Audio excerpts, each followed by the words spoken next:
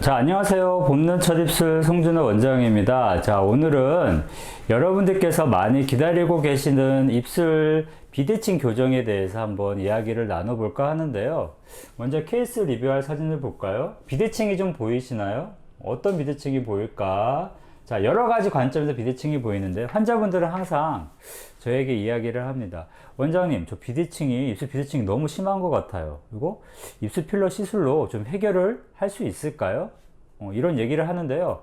저 같은 경우에는 입술 비대칭이란 말을 듣게 된다면요, 머릿속이 약간 복잡해지기 시작해요. 왜 그럴까? 비대칭이란 의미는 아주 굉장한 많은 의미를 내포하고 있거든요. 예를 들어 볼까요? 자, 높이의 비대칭을 말하는 건가? 아니면은 길이의 비대칭을 말하는 건가? 자, 아니면은 모양의 비대칭을 말하는 건가? 자, 아니면은 입술이 앞뒤로 말려 들어간 정도 있잖아요. 그 말림증의 차이를 나타내는 비대칭인가? 정말 다양하게 많습니다. 하지만 환자분들은 굉장히 심플하게 얘기해요. 원장님, 저 비대칭이 있거든요. 비대칭 있으니까 필러 시술로 좀 확실하게 교정을 해주세요 라고 얘기를 합니다. 자, 여러분, 오늘은요, 여러 비대칭 교정에서 특별히 높이의 비대칭, 특별히 입꼬리 높이의 비대칭, 입술 산 높이의 비대칭, 이 부분에 대해서 이제 얘기를 나눠보고자 하는데요. 지금 환자분 사진을 보시면요, 입꼬리 높이가 좀 틀려요. 자, 가만히 볼게요. 자, 오른쪽 입꼬리 높이가 떨어져 있습니다. 왼쪽보다. 자, 입술 산 같은 경우에도 오른쪽이 떨어져 있고 왼쪽은 좀 올라가 있는 것 같아요. 자, 웃는 사진을 한번 볼까요? 자, 웃을 때 역시 마찬가지인 것 같아. 왼쪽이 더 많이 올라가고 오른쪽은 아주 약간 덜 올라가는 그런 비대칭이 있습니다. 여러분 상식적으로 곰곰이 생각을 해보면요, 높이의 비대칭의 원인은 입술 주머니 크기의 차이가 절대 아니에요. 다 아시다시피 입술을 당기고 있는 이런 입꼬리 주변의 근육의 힘 차이, 좌우 근육의 힘 차이 때문입니다. 바로 입꼬리를 올려주는 근육의 힘 차이 때문에 입꼬리 높이가 약간 틀린 거예요. 웃을 때도 틀리고 역시 무표정일 때도 틀린 그런 비대칭을 나타나고 있습니다. 그런데 입술 축 교정 자체를, 높이의 비대칭 자체를 필러로 교정을 한다? 필러는 좌우의 힘을 교정하는 방법이 아니거든요. 필러는 단지 그냥 정적인 개념에서 그냥 무표정으로 있을 때 이쁘게 윤곽을 잡아주는 작업이에요. 그런데 뭐 입술 필러를 맞고 입꼬리 높이를 교정한다? 어떻게 교정하지? 조금 의문을 제기할 수도 있어요. 예. 그리고 간혹 가다가 어떤 의사 선생님들은 말씀을 하십니다. 이 좌우의 힘 차이가 있잖아? 이거를 교정하기 위해서 입꼬리 보톡스를 사용합니다 라고 얘기하는데요, 그 얘기는 옳지가 않아요. 입꼬리 주변의 보톡스 사용은 사실은 굉장히 조심스럽게 사용해야 됩니다. 고농도로 사용하면 절대 안 되고 저농도로 연하게 해서 사용을 해야 되는데요. 그 이유가 뭐냐면요, 입꼬리 주변의 근육은 굉장히 예민해요. 예민한데 고농도로 사용하다가 축 자체가 오히려 확 바뀌어 가지고 오히려 입이 돌아가는 경우가 굉장히 많이 흔합니다.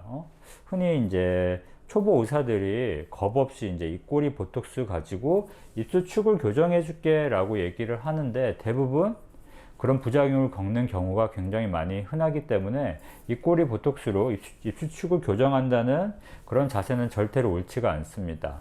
입꼬리 높이의 비대칭 교정, 입술의 기울어진 축을 교정한다? 자, 이것은 아무래도 아까 말씀드렸듯이 보톡스보다 필러 시술이 메인이에요. 필러 시술로 어느 정도 입꼬리 높이를 교정을 할 수가 있거든요. 물론 100% 교정을 할 수가 있습니다. 하지만 제가 이번 영상에서 여러분들께 말씀드리고 싶은 사실은요, 필러 시술로 입꼬리 높이를 100% 교정을 하면 안 돼요. 왜 그렇지? 굉장히 역설적인 사실인데요, 입꼬리 높이를 100% 맞추려고 노력하다가는 오히려 다른 관점에서 비대칭이 생기게 됩니다. 어떤 관점? 모양이나 볼륨의 관점에서 비대칭이 생기는 거야. 그 이유를 들어볼까요? 왜 그럴까? 아무래도 높이가 틀리다 보면은 축이 약간 기울어져 있는데 우리는 항상 이런 평행한 입술 축을 원하거든요. 자, 그렇다면은 좌우에 들어가는 필러의 양이 약간씩 틀려요. 자, 약간씩 틀리다. 그러면은 당연히 좌우가 볼륨 차이가 약간 생기겠죠. 그리고 높이를 맞추다 보면은 좌우에 들어가는 위치도 약간 틀리거든요. 필러의 위치가, 주위 위치가 약간 틀린데, 그러다 보면 어떤 관점에서 좌우의 모양도 약간 틀리게 되는 거예요. 자, 이게 바로 입술 비대칭 교정을 할 때 어떻게 보면은 시술자 입장의 함정이라고 보시면 되겠는데요. 여러분, 그 입술 비대칭 교정할 때 원칙이 있습니다. 원칙이 뭐냐면요, 간단해요. 높이를 100% 맞추려고 하면 안 됩니다. 높이는 어느 정도 한 80% 정도 맞추면 적당합니다. 기준이 뭐냐면은 약간 한 1m 정도, 2m 정도 멀리서 떨어져서 봤을 때 입꼬리 높이의 비대칭이 차이가 어느 정도 안 보일 정도로만 딱 맞춰주는 게 좋아요. 그 정도가 한 80%인데요. 볼륨도 마찬가지예요. 볼륨도 절대로 100% 정도로 교정을 하면 안 되고, 좀 멀리서 바라봤을 때 좌우의 볼륨 차이나 모양 차이가 어느 정도 눈에 안 띄는 정도에서 시술을 멈추는 게 바로 비대칭 교정할 때 시술의 원칙이라고 보시면 될 것 같고요. 이렇게 높이나 모양이나 볼륨 차이를 어느 정도 서로 절충하고 타협하면서 눈에 안 띌 정도로 맞추는 게 바로 입술 비대칭 교정할 때 시술의 원칙이라고 보시면 될 것 같고요.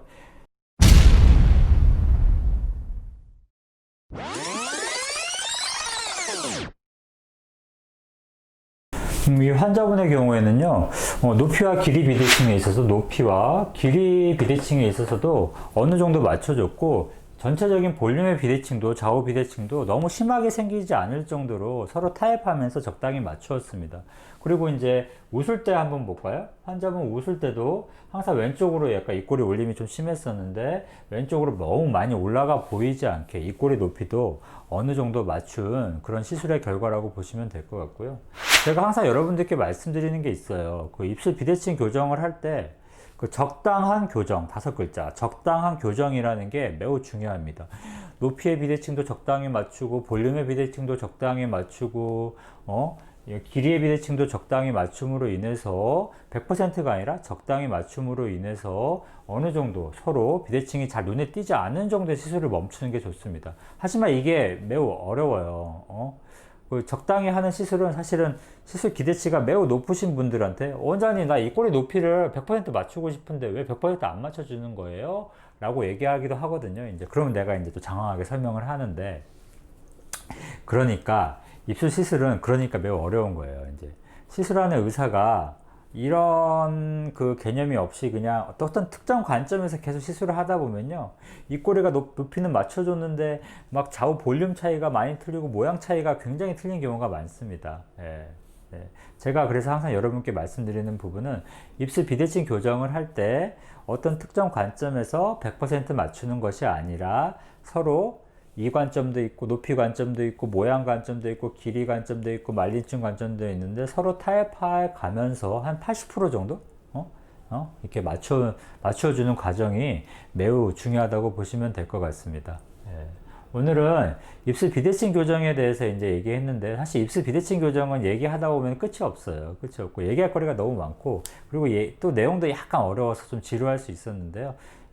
이런 얘기를 잘 들어줘서 너무나 감사합니다.